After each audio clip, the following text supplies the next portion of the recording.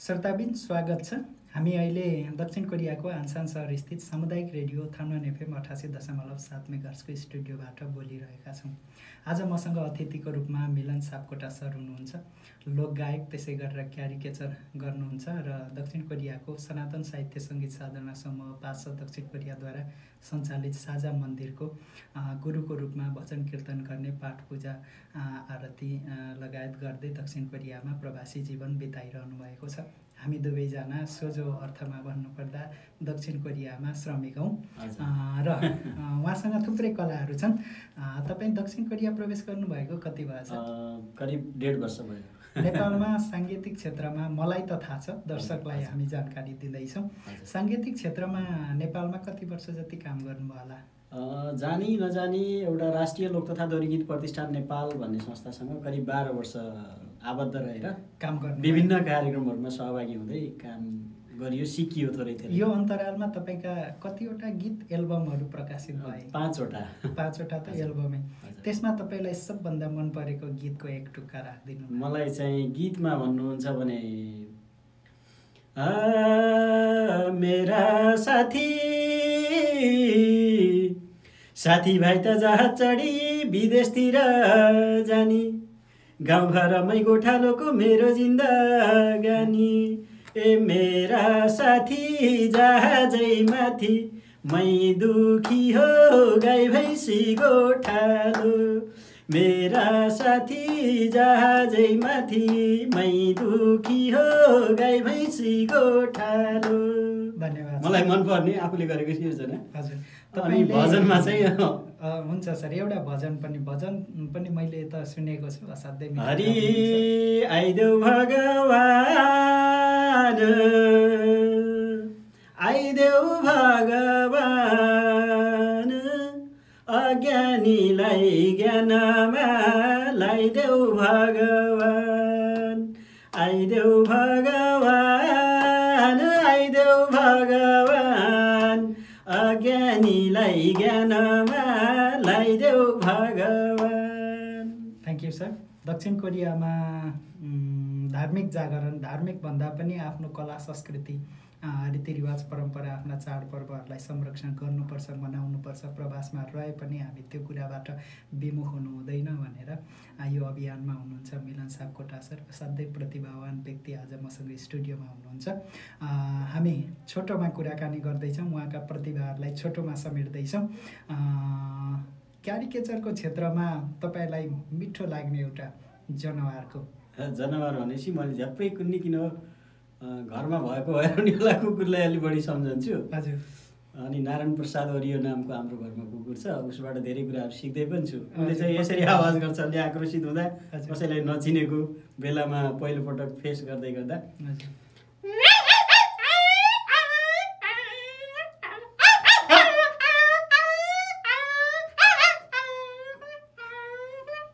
असाध्यै मिठो सर, असाध्यै होइन। अब ठ्याक्कै यसमा चाहिँ यो कलाकारिता क्षेत्रमा तपाईँको यात्रा जारी रहोस्।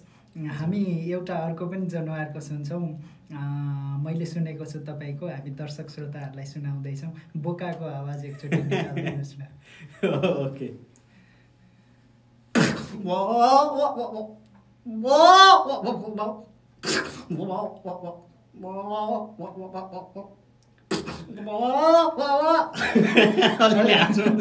एकदमै है, दुरुस्त, एकदमै मिठो छ।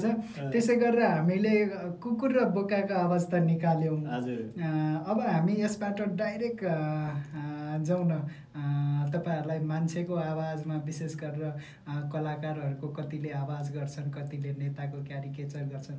तपाईँलाई मन परेको मान्छेको आवाजतिर जाउँ न। अहिले कसैको आवाज मान्छेको मन परेको भन्यो भने सबैभन्दा बढी मन परेको बुवा आमाको होइन। हजुर।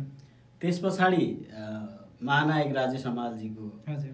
र त्यस पछाडि अब मानव त सबैको आवाज उस्तै उस्तै होला, तर कतिपय सम्मानपूर्वक सम्झँदै र अलिकति देशको अवस्थाप्रति चिन्ता र गाली पनि व्यक्त गर्दै शीर्ष नेताहरूको पनि आवाज छोटो नेताकोमा जान्छौँ, तर त्योभन्दा अगाडि आमाको आवाज सुनौँ न।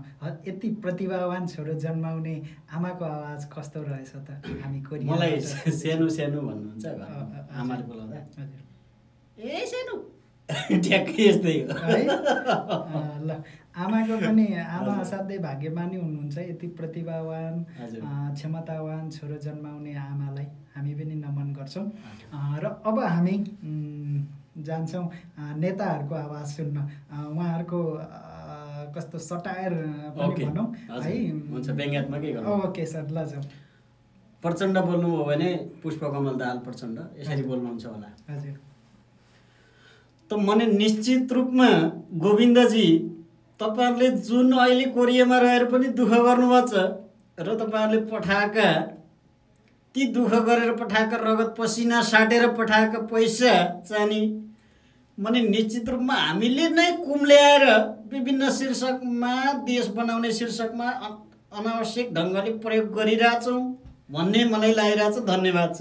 ल प्रचण्डको आवाज सुन्यौँ। जनावर चराचुरुङ्गीदेखि लिएर मान्छेहरूको आवाज निकाल्न असाध्यै सिपालु व्यक्ति मिलन सापकोटा, त्यसै गरेर गीत गाउन त्यस्तै पोख्त व्यक्ति प्रचण्डको त सुन्यौँ। अब अहिले छुटाउनै हुँदैन दुईजना शेरबहादुर र केपी ओलीको त, त्यो पनि त्यता पनि जाउँ न सर। पहिला केपी ओलीतिर जाउँ है त। हुन्छ है त। म सबैलाई सम्मान पनि गर्छु, गाली पनि गर्छु। म एउटा देशको नागरिक भएको हैसियतले उहाँहरूले देशलाई जहाँ पुर्याउनु पर्थ्यो त्यहाँ पुर्याउनु भएन भन्ने मात्र एउटा चिन्ता हो। मलाई राजनीतिक आग्रह पूर्वाग्रह केही पनि थाहा छैन होइन। म एउटा असल नागरिक भएको कारणले सचेत गराउनु उहाँहरूलाई चाहँदै थोरै व्यङ्ग्यात्मक है त। केपी ओलीज्यूले सम्बोधन गर्नुभयो भने हामीलाई बोलाउनु के अरे केही भन्नुभयो भने सायद यसरी बोल्नुहुन्छ होला। त मलाई ताजुब लाग्छ, मलाई आश्चर्य लाग्छ, मलाई अचम्म लाग्छ। त बडो गम्भीर विषयमा आज गोविन्दजी र मिलन बाबुले कोरियामा भोगेका दुःखहरू त हामीलाई सुनाइराख्नु भएको छ। आज देशको अवस्था हामीले जहाँ पुर्याउनु पर्ने हो त्यो राम्रो ढङ्गले पुर्याएनौँ भन्ने पनि लाग्छ। यही सन्देश उहाँहरूको थियो। धन्यवाद छ, अभिवादन छ। पक्कै पनि उहाँले यति आत्मग्लानी गरिदिनु भएको भए अहिलेको वातावरण अझै राम्रो हुन्थ्यो कि होइन। जहाँ पुग्नु पर्ने थियो त्यो देशलाई पुर्याउन सक्नु भएन नै, बिचमै दुर्घटना भएको छ र फेरि अगाडि बढोस्, शुभकामना छ। अब हामी एउटा मात्र क्यारिकेचर सुन्छौँ, थुप्रै विषयहरू छन् र हामी बिदा माग्ने बेला पनि भएको छ। हामी शेरबहादुर देउवासम्म पुगौँ न। बाबा खुसुरा छ तपाईँ बाबा, मलाई त चेन्जीले पिटे बाबा, रगत बनायो बाबा, सरी बाल्छ। त गोविन्दजीले पनि सघाउनु भएन, हामीले पनि देश सघाउनु जति सक्नु पर्थ्यो सकेनौँ बाबा। खतमै भयो भने बाबा, पिटायो बाबा, देशको उन्नति प्रगति नखाँदा बाबा। अभिवादन छ, धन्यवाद। धन्यवाद मिलन सर। मिलन सापकोटा हुनुहुन्छ क्यारिकेचरको क्षेत्रमा, सङ्गीतको क्षेत्रमा, गायनको क्षेत्रमा, विशेष गरेर लोकगीतको क्षेत्रमा, भजन कीर्तनको क्षेत्रमा असाध्यै राम्रो क्षमता र पोख्त व्यक्ति हुनुहुन्छ। आज हामीले विशेष कुराकानी गरेका छौँ, त्यो हाम्रो कुराकानी त आउने नै छ। ती भएका कुराहरूलाई हामीले समेटेर सानो यो सामग्री बनाइदिएका छौँ। तपाईँहरूले पनि माया गरिदिनुहुन्छ भन्ने आशा गरेका छौँ। अन्त्यमा हाम्रा श्रोताहरूलाई मिलन सर। यहाँहरूले थानोन एफएमको नमस्ते कोरिया कार्यक्रम सुन्दै गर्नुहोला। जस्तो लाग्छ त्यस्तै प्रतिक्रिया हाम्रो गोविन्दजी र एफएम परिवारलाई दिनुहोला।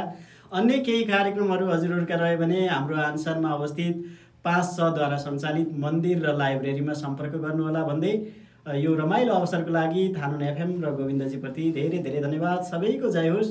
सर्वे भवन्तु सुखिनः, सर्वे सन्तु निरामयः, सर्वे भद्राणि पश्यन्तु, मा कश्चित् दुःख भाग भवेत् भन्दै बिदा माग्छौँ। नमस्कार। यहाँको समय शुभ रहोस्। हामीलाई प्रतिक्रिया दिन नभुल्नुहोला। प्रवासको हाम्रो यो प्रयासलाई सबैले माया गरिदिनु होला। बिदा हुन्छौँ। नमस्कार। नमस्ते।